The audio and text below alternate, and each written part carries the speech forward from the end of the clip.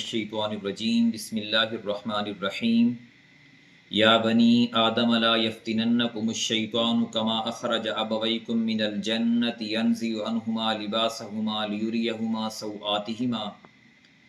انہ یراکم هو وقبیلہ من حیث لا ترونہم ان جعلنا الشیاطین اولیاء للذین لا یؤمنون صدق اللہ العظیم۔ اے بنی آدم لا یفتننکم الشیطان، ایسا نہ ہو کہ شیطان تمہیں اسی طرح فتنے میں مبتلا کر دے کما اخرج ابویکم من الجنتی، جس طرح اس نے تمہارے والدین کو جنت سے نکلوایا تھا۔ یہ سورہ الاعراف کی آیت نمبر 27 ہے، اور اللہ تعالیٰ نے حضرت آدم و حضرت حوا علیہم السلام کی پیدائش، ان کی تخلیق، ان کا جنت میں اتارنا، اور پھر شیطان کا انکار کرنا، اور پھر شیطان کا ایک نزع کی کیفیت اور گمراہی کی کیفیت انسانوں کے خلاف شروع ہو جانا رہتی دنیا تک، اس کا ہم نے پچھلی رکوع میں اس کا تذکرہ پڑھا۔ اب اس رکوع میں اللہ تعالیٰ نے یہ فرمایا کہ یہ جو لباس ہے یہ دراصل تمہارے شرم و حیا کا لباس ہے، اور تمہارے جسم کے قابل شرم حصوں کو ڈھانپتا ہے، اور تمہارے لیے زینت بھی ہے، خوبصورتی بھی ہے، اللہ کی نشانیوں میں سے ایک نشانی ہے، اور بہترین لباس تقوی کا لباس ہے، یعنی گناہوں سے بچنا ہی اصل میں لباس ہے مومن کا۔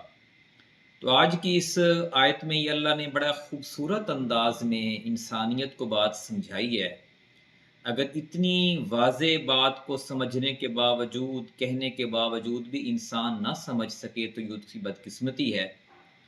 اللہ نے فرمایا کہ اے بنی آدم، ایسا نہ ہو کہ شیطان تمہیں پھر اسی طرح فتنے میں مبتلا کر دے جس طرح اس نے تمہارے والدین کو جنت سے نکلوایا تھا۔ یعنی انسان کو اپنے والدین سے بڑا پیار ہوتا ہے، اور ہم سب حضرت آدم اور حضرت حوا کی اولاد ہیں، کسی نسبت سے جا کے اینڈ ہمارا وہیں ہوتا ہے، اور انسان کی یہ فطرت ہے کہ جو اس کے والدین کے ساتھ زیادتی کرتا ہے انسان اس کو معاف نہیں کرتا، اور اس کی کوشش ہوتی ہے کہ ماں باپ کے دشمنوں سے نمٹ لے، اور ان کے ساتھ جو ہے وہ کم از کم اتنا تو کرے کہ ماں باپ کا دل ٹھنڈا ہو جائے۔ تو اللہ نے فرمایا کہ اے بنی آدم، ایسا نہیں ہونا چاہیے کہ جس طرح شیطان نے وسوسے میں ڈال کر، قسمیں کھا کر حضرت آدم اور حضرت حوا کو دھوکے میں ڈالا، ان کا وہ شاہی لباس جو جنت کا لباس تھا وہ اتروایا، ان کی شرمگاہیں ایک دوسرے کے سامنے ننگی کیں، اور اللہ تعالیٰ کی جو ہے وہ حکم کی نافرمانی ہوئی۔ ایسا نہیں ہونا چاہیے دوبارہ کہ شیطان تمہیں بھی ویسا کر دے کہ تمہارے لباس جو ہے وہ اتروا دے، تمہاری شرمگاہیں ایک دوسرے کے سامنے کھول دے اور تمہیں ننگا کر دے۔ تو یہ جو دھوکہ شیطان پہلے دن سے دے رہا ہے کہ سب سے پہلے انسان کو جو شیطان وار کرتا ہے وہ اس کی شرم چھینتا ہے، اس کی حیا چھینتا ہے، اور جب اس کی شرم و حیا ختم ہو جاتی ہے تو وہ انسان کوئی بھی دنیا کی دو نمبری اور کوئی بھی نافرمانی کرنے کے لیے تیار ہو جاتا ہے، پھر اس کو کسی کی پرواہ نہیں رہتی۔ اس لیے حدیث میں بھی ہے کہ جس کا مفہوم ہے کہ جب تم میں حیا نہ ہو تو جو چاہے کرو۔ تو اللہ نے فرمایا کہ تمہارے والدین کو اس نے جنت سے نکلوایا تھا، اور پھر صرف جنت سے نہیں نکلوایا، ینزع عنہما لباسہما، ان کے لباس ان پر سے اتروا دیے تھے، لیریہما سوآتہما، تاکہ ان کی شرمگاہیں ایک دوسرے کے سامنے کھولے۔ تو یہ شیطان نے جو کاری وار کیا تھا، اور یہ کاری وار رہتی دنیا تک وہ کرے گا، تمہیں پہلے بتایا جا رہا ہے کہ کم از کم تم شیطان کے اس وار میں نہ آنا، اور اپنے شرم و حیا کا اور اپنے لباس کا پورا خیال رکھنا، گناہوں سے بچتے رہنا، اور شیطان کی جو چال بازیاں ہیں، اس کی جو حرکتیں ہیں، وہ ان سے تم باخبر رہنا۔ اور پھر فرمایا انہ یراکم ہو وقبیلہ، وہ اور اس کے ساتھی تمہیں دیکھتے ہیں۔ شیطان اور اس کا جو قبیلہ ہے، شیطان اکیلا نہیں ہے، اس کے ساتھ جنوں کی بہت بڑی ٹولی ہے، گروپ ہے، ہر جگہ دنیا میں پایا جاتا ہے۔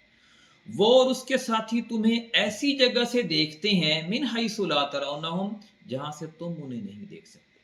ہم شیطان کو نہیں دیکھ سکتے، اس کے ساتھیوں کو بھی نہیں دیکھ سکتے۔ ہمارے دائیں بائیں اوپر نیچے کہاں وہ بیٹھا ہوتا ہے، کس طرح سے ہمارے اوپر وار کر رہا ہے، ہمیں نہیں پتہ چلتا۔ یہ ایک ایسا دشمن ہے جو بڑا خطرناک ہے۔ جو دشمن سامنے آ جائے انسان اس سے بچاؤ کر لیتا ہے۔ یہ مختلف روپ میں آ سکتا ہے، بزرگوں کے روپ میں بھی آ جائے گا، نیک انسان کے روپ میں بھی آ جائے گا، یہ انسانوں کے روپ میں بھی آ جاتا ہے آپ کو گمراہ کرنے کے لیے، اور قسمیں بھی کھا لیتا ہے کہ یہ جس راستے پہ میں تمہیں لے کے جا رہا ہوں یہی تمہارے لیے خیر خائی کا راستہ ہے، اور انسان کو جب بربادی ہو جاتی ہے تو پھر وہ کہتا ہے میں تو تیرے ساتھ شریک ہی نہیں تھا۔ تو فرمایا کہ انہو یراکم ہوا وقبیلہ من حیث لا ترونہم، وہ اور اس کے ساتھی تمہیں ایسی جگہ سے دیکھتے ہیں جہاں سے تم انہیں نہیں دیکھ سکتے۔ تو شیطان کو کون دیکھ سکتا ہے؟ شیطان کو صرف اللہ تعالیٰ دیکھ سکتا ہے۔ اس لیے ہمیں اس کی یعنی اللہ کی پناہ ہمیں اپنے آپ کو دینا چاہیے، اور یہ جو دعا ہے اعوذ باللہ من الشیطان الرجیم، یہ ہمیں ہر وقت پڑھنی چاہیے جب بھی ہمارے اوپر شیطان کا غلبہ ہو، ہمارا کوئی برائی کو دل کرے، نافرمانی کی طرف جا رہے ہوں، نیکی کرنے کو دل نہ کر رہا ہو، تو وہ شیطان کا غلبہ ہوتا ہے۔ تو اس لیے ہمیں ایسی ہستی کی پناہ ہمیں دینا چاہیے جو شیطان سے بڑی ہو، اور وہ اللہ کی ذات ہے جو شیطان کو کنٹرول کر سکتی ہے، اور ہم خود تو کر نہیں سکتے۔ اس لیے فرمایا کہ ہمیں اللہ کی پناہ میں اپنے آپ کو دینا چاہیے۔ اور ان جعلنا الشیاطین اولیاء للذین لا یؤمنون، ان شیاطین کو ہم نے ان لوگوں کا سرپرست بنا دیا ہے جو ایمان نہیں لاتے، جو منکر ہیں، اللہ کو نہیں مانتے، اللہ کی نہیں مانتے، یا اس کے پیغمبر کو نہیں مانتے، اسلام کو نہیں مانتے، ان کا جو سرپرست ہے وہ شیطان ہے، وہ ان سے اپنی مرضی کے کام کروا رہا ہے، اور ان کا جینا مرنا اٹھنا بیٹھنا ان کے رسم و رواج وہ ٹوٹل کو شیطان ہی کنٹرول کر رہا ہے، اور وہ اسی میں ہی خوش ہیں۔ اللہ تعالیٰ نے بڑی خوبصورت طریقے سے ہمیں یہ بات سمجھائی ہے کہ اپنے والدین سے پیار کرو، اور جو تمہارے والدین کا دشمن ہے، اور وہ والدین جو کہ ظاہر ہے حضرت آدم علیہ السلام پیغمبر ہیں، جس نے پیغمبروں کو بھی جو ہے وہ وسوسے میں ڈال لیا، دھوکے میں ڈال دیا، تو تم کیا چیز ہو۔ اس لیے اپنی جو بچت ہے وہ شیطان سے کرتے رہو، اور یہی ایک طریقہ ہے کہ تم کامیاب ہو جاؤ گے۔ جزاک اللہ۔